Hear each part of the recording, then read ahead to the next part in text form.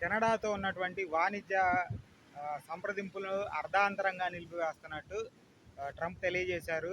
ఎందుకంటేనంట దానికి రెండు మెయిన్ కారణాలు ఉన్నాయంట. ఒకటి వచ్చేసరికి అమెరికా నుంచి ఎగుమతి చేస్తున్నటువంటి పాల ఉత్పత్తులకు కెనడా దేశం 400% టారిఫ్లు విధిస్తూ ఉందంట. అమెరికాలో పాల ఉత్పత్తి ఎక్కువగా జరిగిద్దని మీకు అందరికీ తెలిసిందే. అయితే పక్క దేశమే కాబట్టి దానికి సరఫరా చేస్తానంట 400% ట్యాక్సులు వసూలు చేస్తూ ఉందంట.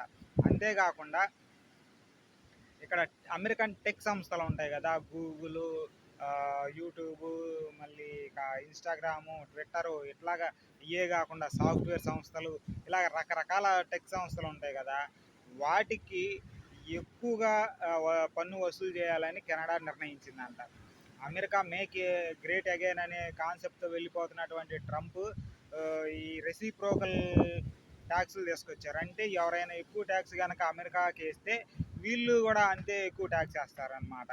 అది రెసిప్రోకల్ ట్యాక్స్ అనేది. అందుకని అన్ని దేశాలకు కొత్తగా ట్యాక్సులు విధించారు. కెనడా ఏం చేసిందంటే పాల ఉత్పత్తుల మీద ఇంత పడతా ఉందంట. అందుకని ట్రంప్ ఏం చేశారంటే మేము ఈ వాణిజ్య సంబంధాలు అర్ధాంతరంగా నిలిపేస్తున్నామని ప్రకటించారు. మళ్ళీ చర్చలు జరిగిన తర్వాత మళ్ళీ మొదలు పెడతారంట.